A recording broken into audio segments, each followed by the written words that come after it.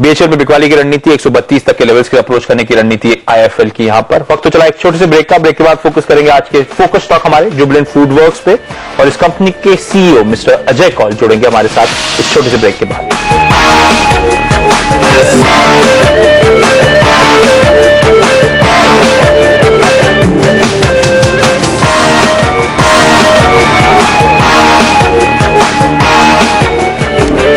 Break के बाद आपका स्वागत है। और न्यू ईयर कंपनी में आज हमारे साथ है जुबिलेंट फूड वर्क्स और इस कंपनी के सीईओ मिस्टर अजय कौल हमारे साथ जुड़े हैं। मिस्टर कौल, बहुत बहुत धन्यवाद सीएनबी से आवाज के लिए आज वक्त निकालने के लिए। सबसे पहले आपको इस कंपनी के रिजल्ट्स जल्दी से बता दूं। कमजोर नंबर्स कहने चाहिए इस बार इस कंपनी डिलीवर कर रहे हैं। बिक्री में 19% के आसपास का इजाफा उम्मीद से कमजोर था। मार्जिन्स हमने देखा 260 बेसिस पॉइंट्स के आसपास कमजोर होते हुए नजर आए साल दर साल। 15.5% बाजार उम्मीद कर रहा था, हमारी उम्मीद थी 14.8% के आसपास कंपनी ने डिलीवर करा है। मुनाफे में करीब 12% के आसपास साल दर साल की कमजोरी आई है, जबकि हम एक्सपेक्ट कर रहे थे मुनाफा एक्चुअली थोड़ा सा बढ़ता हुआ नजर आएगा। तो इस लिहाज से बेहद कमजोर नंबर्स हैं। मिस्टर कौल, बहुत बहुत धन्यवाद सीबी से आवाज के साथ जुड़ने के लिए। सबसे पहले जो सबसे इंटरेस्टिंग हाईलाइट आपके नंबर्स में, और जिस हाईलाइट को बाजार क्लोजली हर क्वार्टर में वॉच करता है, सेम स्टोर सेल्स ग्रोथ या फिर एसएसएस ग्रोथ या लाइक टू लाइक कंपैरिजन, जिसमें हम देख रहे हैं इस बार करीब 2.5% से ज्यादा का डी ग्रोथ आता हुआ नजर आ रहा है। क्या कारण है कि एसएसएस में अभी भी प्रेशर बना हुआ है और यहां से आउटलुक किस तरह का नजर आता है? आई वुड से प्रेडोमिनेंटली इसकी वजह जो है मैक्रो इकोनॉमिक फैक्टर्स हैं। हम करीब आई थिंक 3-4 क्वार्टर से कह रहे हैं कि हमें not I would say recession दिख रहा है, बट क्लियरली कंज्यूमर लेवल पे होल्डिंग बैक स्पेंडिंग, स्पेशली जब ये impulse purchase kind of spending होती है, जो डिस्क्रिशनरी स्पेंड्स होती हैं, ये हमको क्लियरली दिख रहा था कि वो कटौती हो रही है उसमें। So our same store growth from a good healthy 20% kind of number just 4 quarters back, धीरे धीरे गिरते वो 7 पे आया, फिर 2 क्वार्टर हमने 6% किए। एंड यू आर राइट, इस क्वार्टर में -2.3% is not a great number, but हमारा ये मानना है कि ये शॉर्ट टर्म ब्लिप है। कस्टमर भी आसपास जो आगे पीछे जो देखता है कि क्या हो रहा है, I think the political and the economic factors around are preventing him from making दो स्पेंड्स। बट एक बार इलेक्शंस हो जाए और उसके बाद नई जो भी गवर्नमेंट आएगी, थोड़ी स्टेबिलिटी उनको मिले एक आध क्वार्टर में, तो हमारा मानना है 2-3 क्वार्टर्स में situation should improve. But the larger thing मैं जो आपको बताना चाहूंगा इज कि हमारी कंपनी का I call it our perspective towards the future is still very much intact, and उसके बारे में मैं थोड़ा आपसे 2-4 मिनट लूंगा। पहली बात ये कि हमारी जो इन्वेस्टमेंट जा रही है towards creating new store infrastructure, नए नए स्टोर जो हम खोल रहे हैं, हमने पहले कहा था कि हम 125 करेंगे इस साल में डोमिनोज के स्टोर, जो हमने इंक्रीज किया 135 को, और अब की बार हम कह रहे हैं कि हम 145 मिनिमम स्टोर्स खोलेंगे और साथ में डंकिन डोनट्स के 20 भी खोलेंगे। कौल साहब, मैं इसी पे आना चाहूंगा। जो आप कंटिन्यूसली बताते हैं कि आप लगातार नए स्टोर्स ऐड कर रहे हैं, मैं कई सारी रिपोर्ट्स पढ़ रहा था, काफी सारे एनालिस्ट इसी बात को लेकर चिंतित हैं कि आप जो नए स्टोर्स खोल रहे हैं उसके चलते आपके ओल्ड स्टोर्स पे कैनिबलाइजेशन इफेक्ट होगा, यानी कि उनका धंधा ये नए स्टोर्स काटते हुए नजर आएंगे। आप कैसे स्ट्रेटजी में जस्टिफाई करेंगे और कैसे एनालिस्ट के आर्गुमेंट्स को काउंटर करेंगे? नहीं, देखिए आपका थॉट लाजमी है, लेकिन हम ये इन एनी रिटेल बिजनेस ये बहुत फंडामेंटल है बिजनेस के लिए कि जैसे जैसे नए नए स्टोर खुलते हैं किस हद तक वो कैनिबलाइज करते हैं। तो इसको तो हम समझ लीजिए with razor sharp hawk eyes जिसको बोलते हैं ना अंग्रेजी में, हम उस तरह से देखते हैं इसको। There is a little difference between stores which are split, जहां पे हम ये नए स्टोर खोलते हैं और जहां पे हम बिल्कुल ही there is no splitting impact, but ये बाकी सालों से कोई अलग नहीं है। मतलब एक स्मॉल सिंगल डिजिट डिफरेंस होती है जो कैनिबलाइजेशन का इफेक्ट होता है, बट ये पिछले साल या उसके पिछले साल या जिन सालों में हमने 30% सेम स्टोर ग्रोथ दिखाई है, उस साल में भी ये इंपैक्ट उतना ही रहा है। सो मेरा ये मानना है कि it is not because of opening of new stores that cannibalisation, extra cannibalisation is happening. थोड़ा बहुत इंपैक्ट तो रहता है। आई वुड से ठीक है सर, आप जो सेम स्टोर सेल्स ग्रोथ की बात कर रहे हैं 30%, इस बार के लिए तो आपने गाइडेंस दी थी 8 से 10% के आसपास की।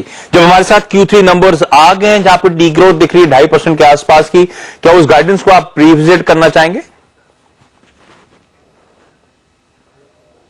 देखिए, हम रिविजिट तो क्या, हम उसके पे कोई गाइडेंस अब दे ही नहीं रहे हैं, because there is so much of volatility. You know, when they talk of VUCA times, I think this is a classical VUCA time for India. तो हम कोई गाइडेंस ना तो ईबिटा मार्जिन पे दे रहे हैं, ना सेम स्टोर ग्रोथ पे दे रहे हैं, because these seem to be clearly out of anybody's control, because there is so much of volatility. थोड़ी सी स्थिरता आ जाती तो हम फिर भी कोई गाइडेंस देते. So even for future we will not give a guidance. But जो हमारे हाथ में है, for example opening of new restaurants, वहां पे हमारी गाइडेंस, जैसे मैंने पहले भी कहा, 145 डोमिनोज के स्टोर और 20 डंकिन डोनट के स्टोर हम इस पूरे फाइनेंशियल ईयर में खोलेंगे. सर, इंटरेस्टिंगली जो आपकी सेम स्टोर ग्रोथ है वो फिर भी कम होती हुई नजर आई जब आपने ल्यूक्रेटिव प्रमोशनल गाइडेंस दिए थे, ऑफर्स दिए थे.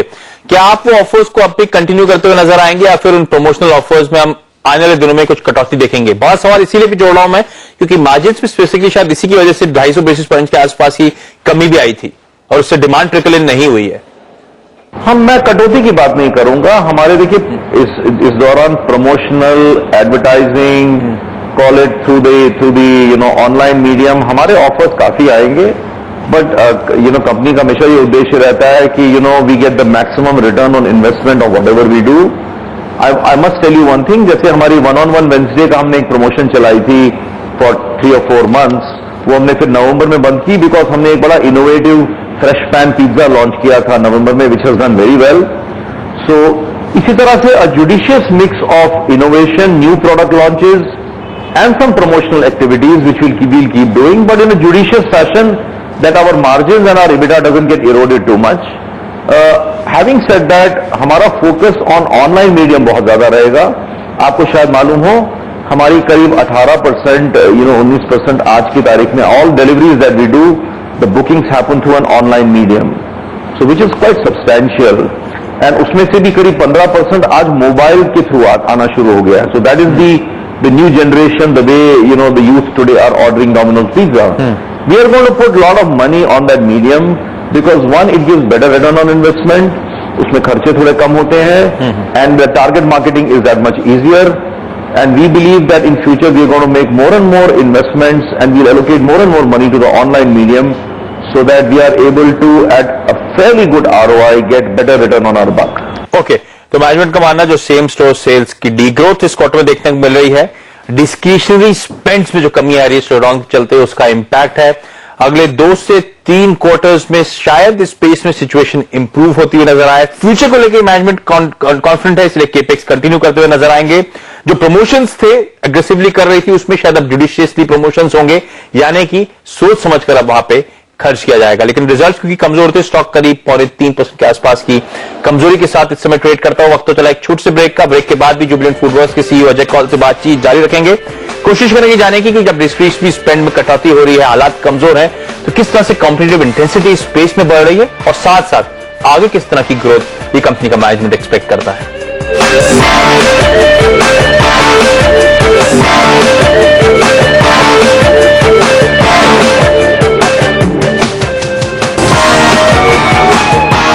ब्रेक के बाद आपका स्वागत है. रडार पे आज है जुबिलेंट फूडवर्क्स और इस कंपनी के सीईओ मिस्टर अजय कौल हमारे साथ बने हुए हैं. कौल साहब, मैं जानना चाहूंगा क्योंकि एक तरफ डिस्क्रिशनरी स्पेंड को लेकर सवाल आपने भी उठाए, हालात कमजोर है, इस एनवायरमेंट को प्रिडिक्ट करना इस समय बेहद दिक्कत है, इसलिए आप गाइडेंस विड्रॉ कर रहे हैं.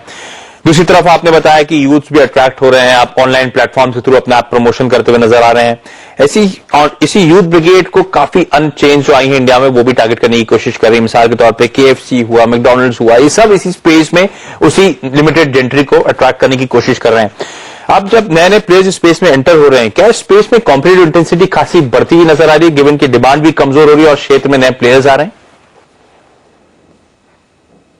अच्छी दिखती है मुझे. In fact because we are the leaders in the market, a lot of times what we do ends up becoming the norm for the industry. तो सारे के सारे जो बाकी प्लेयर्स हैं उसी डायरेक्शन में चलना शुरू हो जाते हैं. तो ये हम अपनी लीडरशिप पोजीशन की अहमियत एंड रिस्पॉन्सिबिलिटी दोनों को समझते हैं.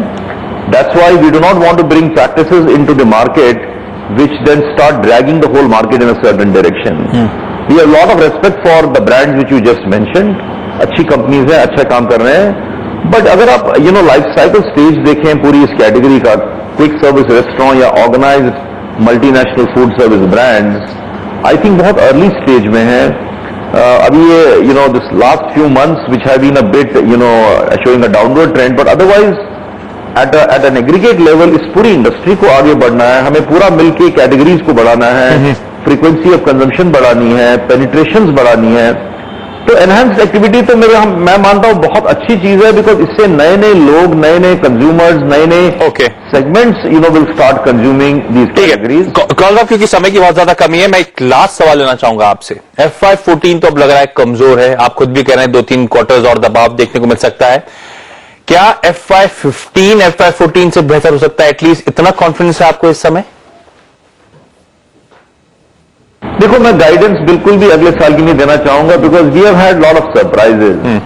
आप पीछे भी मैंने जो इंटरव्यूज दिए हैं, मेरी ऑप्टिमिज्म काफी रही है, but things have actually gone a bit worse than what we had anticipated. तो इसीलिए हमने अब गाइडेंस देनी भी बंद कर दी है, because there have been a few surprises. तो the optimist in me is telling me things will improve. क्या अब उसमें 2-3 क्वार्टर लगेंगे, कहीं वो ज्यादा ना खिंच जाए, इसके बारे में हमें कोई अनुमान नहीं है। But things should look positive, and lot of things which we do, the positive things which we will do ourselves and as an industry should lift the whole category and the industry up.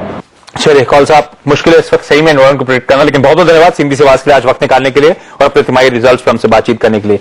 एक बात मैं आप सबको बताना भूल गया, अगर आप जानते नहीं तो जुबिलेंट फूड वर्क्स वो कंपनी है जो मास्टर फ्रेंचाइजी ओन करती है डोमिनोज पिज्जा की, इंडिया, श्रीलंका, नेपाल जैसे मार्केट्स में। लेकिन स्टॉक आपके सामने रिजल्ट्स के बाद रिएक्ट करता हुआ 2.25% के आसपास ही कमजोरी के साथ ट्रेड कर रहा है। लेकिन न्यू कंपनी वक्त तो चला है एक ब्रेक का, ब्रेक के बाद आपके लेकर आएंगे आखिरी सौदा। नमस्कार।